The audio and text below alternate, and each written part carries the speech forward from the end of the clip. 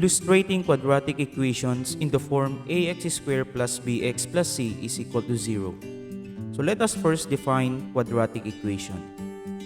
A quadratic equation in one variable is a mathematical sentence in the second degree power, which is written in the standard form ax squared plus bx plus c is equal to 0, where a, b, and c are real numbers and a must not be equal to 0. Examples of quadratic equation. For letter A, we have 4x squared minus x plus 5 is equal to 0. As you can see, the variable x has the highest exponent of 2. Therefore, the given equation is a quadratic equation. Let's now move to letter B. The given equation is 2m times the quantity of 3m minus 1 plus 3 is equal to 4m plus 5. The first thing we need to do here is to simplify and express the given equation in the standard form ax squared plus bx plus c is equal to 0 by simply using the distributive property of multiplication.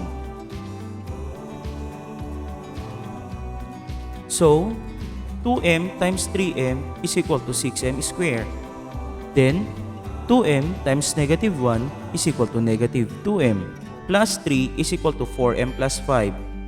Now, we are going also to apply addition property of equality by simply subtracting 4m and 5 both sides of the equation.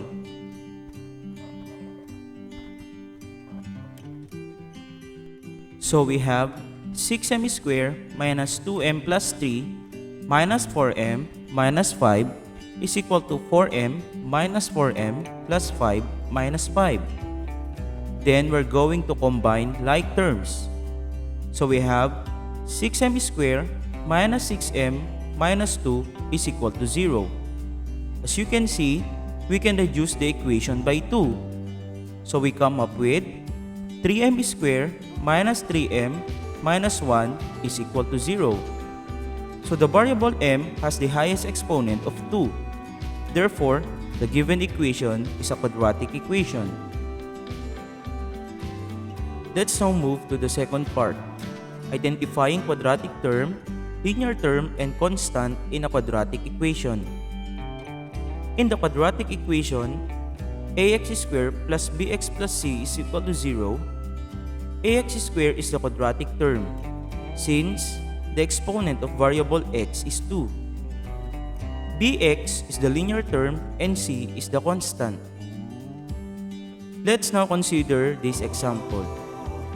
X squared plus 2x plus 1 is equal to 0. X squared is the quadratic term, 2x is the linear term, and 1 is the constant. For example number 2, we have 3x squared minus 2x minus 3 is equal to 0. So 3x squared is the quadratic term, negative 2x is the linear term, and negative 3 is the constant term. Example number 3. 2x times the quantity of x plus 5 is equal to 10x minus 3. So the first thing we need to do here is to simplify the equation by using distributive property of multiplication. So 2x times x is equal to 2x squared. Then 2x times 5 is equal to positive 10x is equal to 10x minus 3. Then, applying addition property of equality, we have 2x squared plus 10x minus 10x plus 3 is equal to 10x minus 10x minus 3 plus 3. Then, combining like terms, we have 2x squared plus 3 is equal to 0. So 2x squared is the quadratic term, 0 is the linear term, and 3 is the constant term.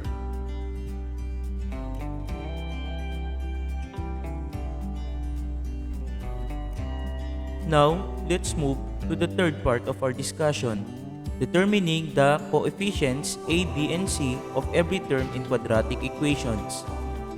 A quadratic equation in one variable is a mathematical sentence of degree 2 that can be written in the following standard form. Ax squared plus bx plus c is equal to 0, where a, b, and c are real numbers and a must not be equal to 0. Example, 2x squared plus bx minus 3 is equal to 0. The given equation is a quadratic equation with a is equal to 2, b is equal to 5, and c is equal to negative 3. Now, let's try to answer some items on your learning activity sheets. For activity number 1, item number 1, the problem is 3m plus 8 is equal to 15. So the answer is a bluff, since the highest exponent of the given equation is 1. Activity number 2, item number 1. The given is x squared minus x minus 3 is equal to 0. So the quadratic term is x squared, and the linear term is negative x, and the constant term is negative 3. Activity 3, item number 1. 2x squared minus x is equal to 0. So the value of a is equal to positive 2, the value of b is equal to negative 1, and the value of c is equal to 0. And for item number 6, the given is 2x times the quantity of x minus 1 is equal to 4. The standard form is x squared minus x minus 2 is equal to 0. So the value of a is equal to positive 1, and the value of b is equal to negative 1, and the value of c is equal to negative 2. Now, it's your turn to answer the remaining items.